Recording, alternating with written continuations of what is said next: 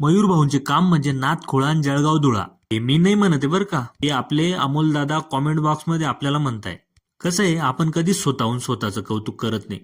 हे बघा मित्रांनो, या कोयत्यावर सुद्धा नाव कोरलेलं आहे आपलं मयूर.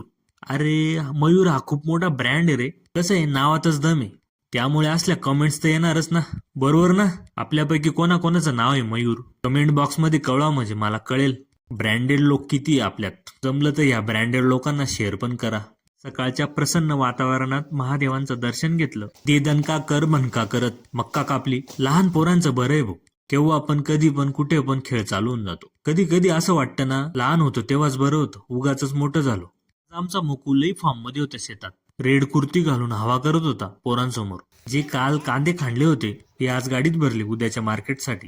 यंदा आहे ना, कांद्याच्या वावरात तण खूप वाढून जायले. त्यामुळे वावर खूप खराब दिसत होतं. म्हणूनच काल धनगरांच्या मेंढ्या बोलून घेतल्या होत्या.